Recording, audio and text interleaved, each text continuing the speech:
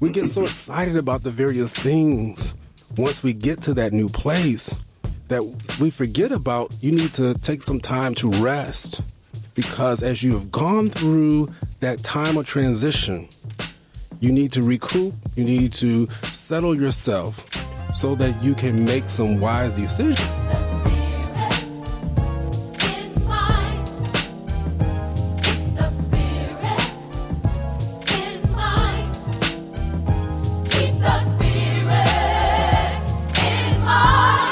I'm Bishop Guy Robinson, and I count it a blessing to once again be with you for this time that we share together as Spirit in Mind. Grateful to have a colleague and co-host with us, Dr. Jonathan Shepard. Dr. Shepard, hello. Hey, Bishop, and hello to our listening audience. And we've been talking about transitions, and this is a season of transition.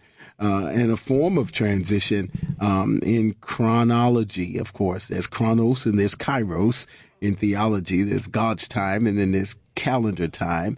And certainly on our calendar, we have transitioned into a new season. And so continuing that, we want to, I'll open up with Hebrews 11 and read verses 8 through 11, maybe 8 through 10. It says, by faith, Abraham obeyed when he was called to go out to the place which he would receive as an inheritance.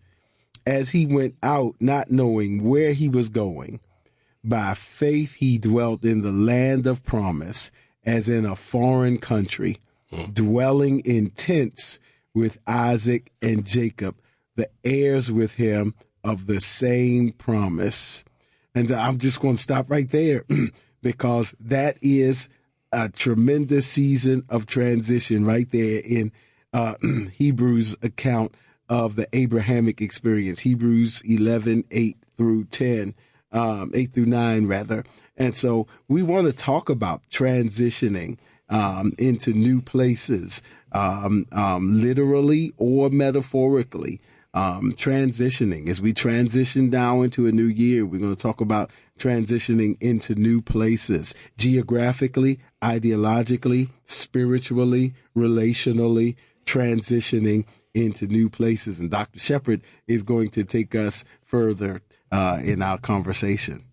Absolutely. And so we are so thankful for everyone who has participated in our series last quarter, where we talked about transitions. And I believe that because we were talking about it so much, Bishop, I had to go through my own transitions. It seemed like it was my season for transitions, even up until December 31st. And I tell you, with this new series that we are walking into, it is called Living in the New Place. So we have now transitioned. We have now moved from the whether it be familiar or unfamiliar, or either the growth zone. But now we're going to talk about living in the new place. And so I'm excited about this as we are making this transition. So Bishop, I'm just starting because, and some of those who have watched and listened know that I am working in D.C. And as my position affords, I must live or have a residence within the District of Columbia. And anybody who knows the market is very different in Baltimore versus the District of Columbia, much more expensive. And so as you are even researching, as I was researching from this transition, moving, now I'm ready to settle into a new place. And I really look at what those things are that are necessary when you move into a new place. And I'm going to share with you, again, I'm very vulnerable, transparent as possible. And I just want you to hear just some real life examples. So when I moved into even my current home in Maryland, it took patience. It took patience. It took patience and it took rest. One of the things that I recognized is that as I moved into the new place, and I was so excited about moving into the new place, that I had not taken time to be able to enjoy the actual physical building that I was not able to be in. And many of us, when we go through our time of transition, we are tired. And so we get in, we're like, oh my God, I got to get this. I got to get this for the bathroom. I got to get this for my bedroom. I got to get this for the living room. And it has to be this color. And I got to have this type of rug. And I got to have this type of drapery or, whatever they call it now, curtains or window treatments. I think that's what they call it now. We get so excited about the various things once we get to that new place that we forget about. You need to take some time to rest, because as you have gone through that time of transition, you need to recoup, you need to settle yourself so that you can make some wise decisions as you're going to be looking at how to furnish that new place. Now, that's what I'm having to do right now. And again, if you are one of those persons who like to get things done and you have a to-do list and it just seems like it's not coming fast enough, that's where the patience comes in. So rest and patience together. And we're going to talk a little bit about that again today. But as you go into the new place, I hope you're hearing me on this. Take some time to rest, because so many of us, as we have finished out this last year, and I'll be honest with you, last year was a tumultuous year, a lot of ups and downs, a lot of things that even I did not understand as to why I had to go through them. And as I've entered into this new year, 2024, I'm taking some time to rest so that I can recover, I can refresh. I am in a new place, but I need to take some time and some patience as I rest so that I don't jump up and keep going and miss out on the wonderful things that really God has planned for me, and even some of the things that, I need to reflect back on how I came over those different trials, those different tests, even some stuff that I committed myself, self-inflicted injuries. I'll say it that way. Yeah. So Bishop, I'll just leave it alone with that. I have some more illustrations, but just wanted to kick off with that. And hopefully you all are hearing where we're going to be at for this next series. That's so helpful. And Dr. Shepherd, especially as you are being transparent about your own new place.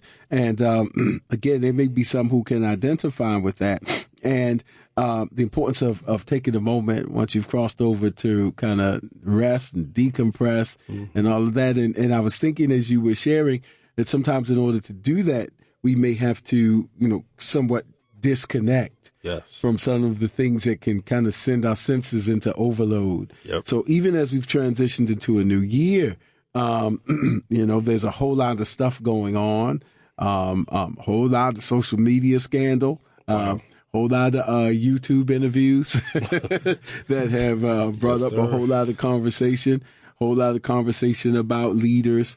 And so it's important that, a big part of what we've been discussing is that transitions will happen in life. Yes. What is important is that we develop healthy coping strategies to deal with those transitions. And this is Spirit and Mind, and we talk about current affairs with faith and mental health perspective. So I would be negligent if I didn't even notice that today we are, I don't want to date this broadcast, but we are sharing on January 6th, which represents a day in which certain factions of our nation did not handle a transition well. Wow.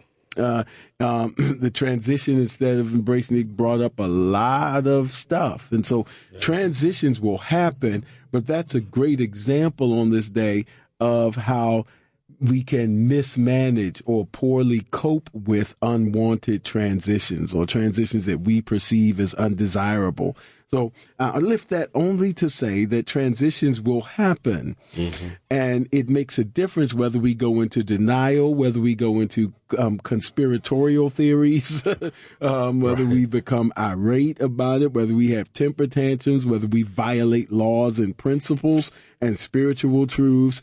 Transitions will happen, but how we cope with them is essential to not only our wellness, but the wellness of others. I'll close with going back to the Abrahamic verse that I read.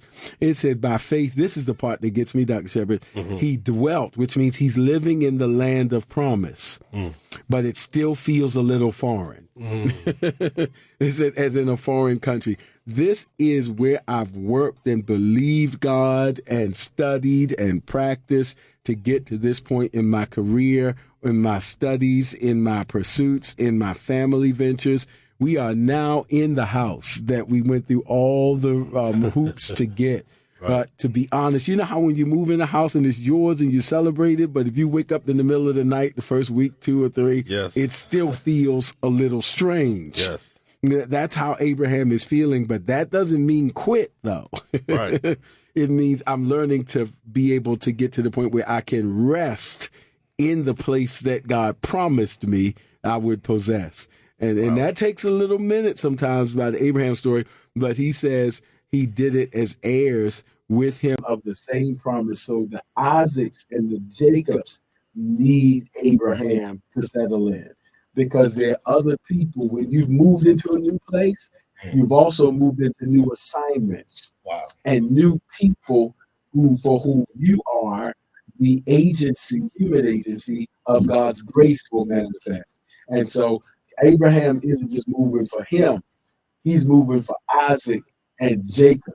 He's got to learn how to rest in this new place, even as you and I do, because it's not just about us, because God never repositions us just for us. He always connects other people who need us to settle in. Wow. That's all I got. Thank you, Bishop. Whoa, you took me in there for a minute. I tell you, you spoke to me. And let me just tell people, disconnection is okay. Again, I'm being transparent. One of the things, Bishop, this year, as we go into a season of consecration, so many of the people go into consecration in January. And honestly, it's more than just January where we should be consecrating. Again, that's a whole different story. But for that particular, for this particular year, the Lord's been impressing on me to disconnect even from social media, which I've never done before. And I mean, it was so heavy, even before some of the stuff even came out this past week and over the last weeks. It's like, Shepherd, you need to disconnect, because in the new place that you're in, you need to make sure that you can hear well, that all your senses are not overloaded and distracted. And so I appreciate what you also said, Bishop, about you can be in the land of promise. I know that the places that the Lord has sent me, I know that the places where I am right now, it is by his will, but it still feels foreign. It still feels a little out of sync. It still feels a little weird. And some of you are out there doing exactly what I'm saying. And what we're sharing with you, that's okay. That's all right. But even in that, you don't give up the assignment that God has given for you. That is so interesting, Bishop. The analogy I have, it's really not an analogy, it's an example, a real life example. So, again, for those who've been listening to us, you know I've talked about my aquarium that I have at home. And it's a wonderful aquarium, saltwater fish. And Bishop now had that aquarium for 3 years now, January 2021. And I had an interesting perspective on the aquarium over the last couple of weeks, because I've had some fish in there, believe it or not, for 2.5 years. They have survived for 2.5 years. I'm thankful. But one of the fish, a couple of them, they started to grow, and they have now outgrown the tank. I have a big tank, 175-gallon tank. If anybody out there knows measurements, you know that's a pretty good sized tank. But he's been eating. I've been feeding them well. I've been making sure that they have good care, almost like a child, Bishop, to be honest with you. And as the people who are the experts that came to do the maintenance on the tank, and they said, Shepherd, this fish has outgrown the tank.